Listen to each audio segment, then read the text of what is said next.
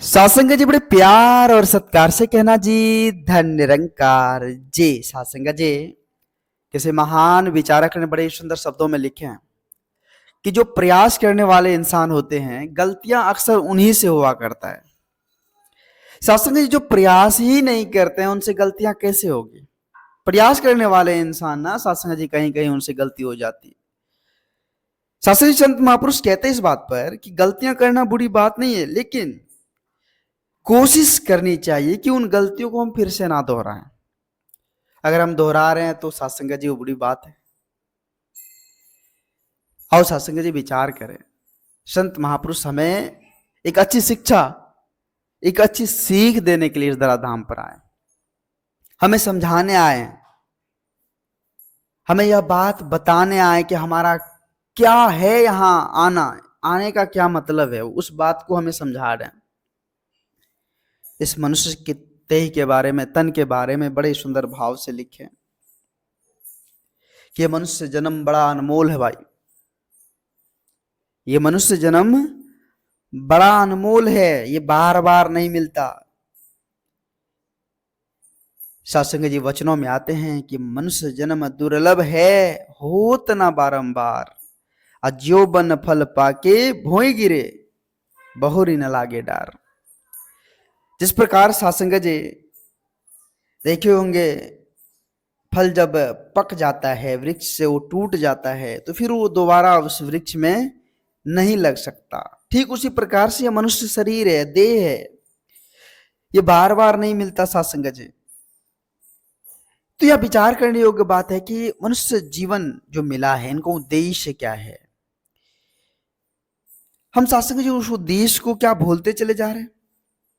विचार करने योग्य बात है कि जो उद्देश्य से, जिस उद्देश्य से ये सुंदर शरीर, ये सुंदर बुद्धि, ये विवेक, ये रचना, ये हर कुछ मिला है, क्या सत्संग जी उस उद्देश्य को हम भूलते चले जा रहे हैं।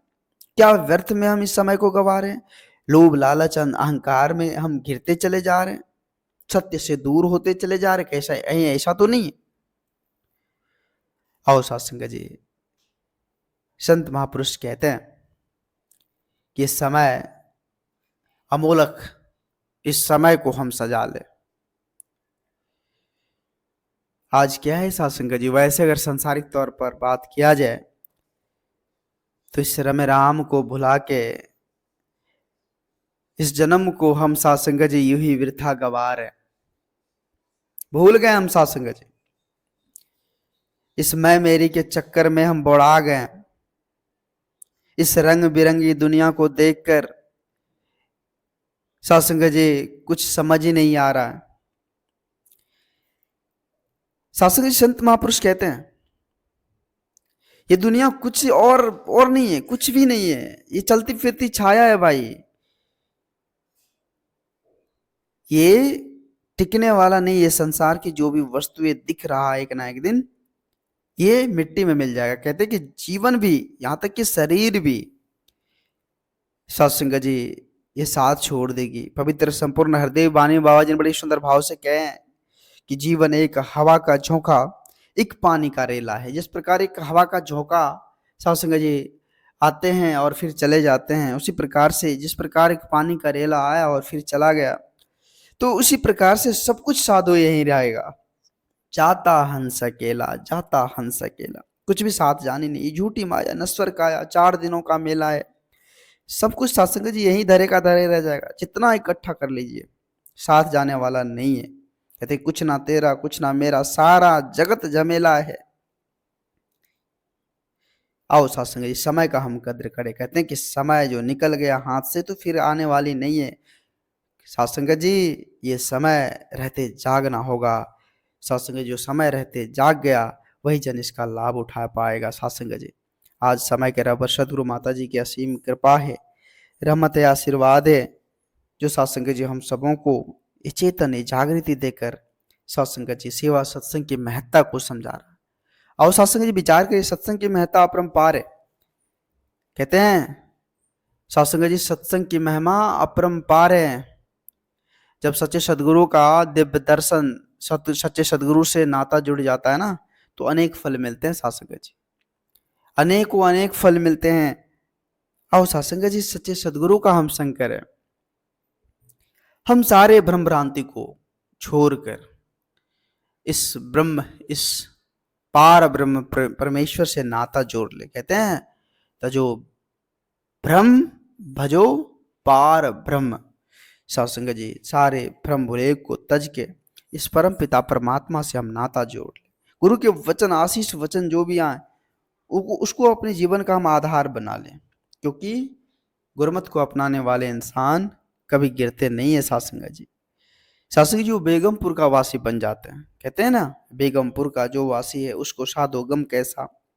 जो सासंग जी पूरन में है, सब कुछ पूरन पूरन में, फिर कम कैसा। सासंग जी जो इस परम पिता परमात्मा इस निर्गुण निरंकार दाता से लिप जाते हैं, नाता जोड़ लेते हैं, उसको फिर किस बात की कमी गमी।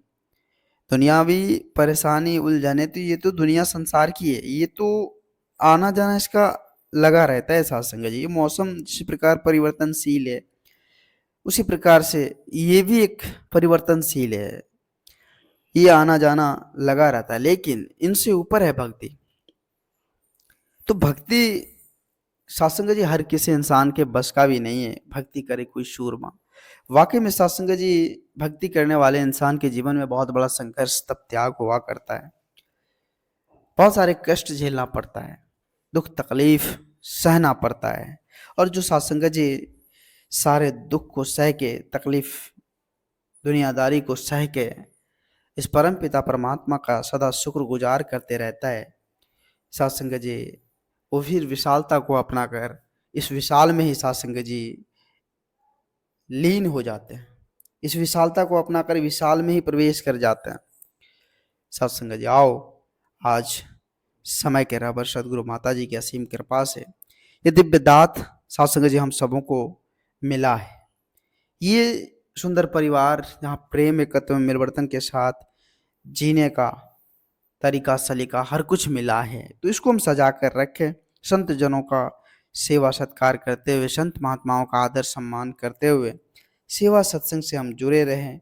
संत महात्माओं का वचन विचार जो भी आया उसको अपने जीवन का हम आधार बनाकर सत्संग जी जीवन को आनंदी तौर पर जीते रहें। क्योंकि कहते हैं जब सत्संग जी मन में सच्चे सतगुरु के वचन विचार जब वास कर जाते हैं तो यह मन निर्मल हो जाता है।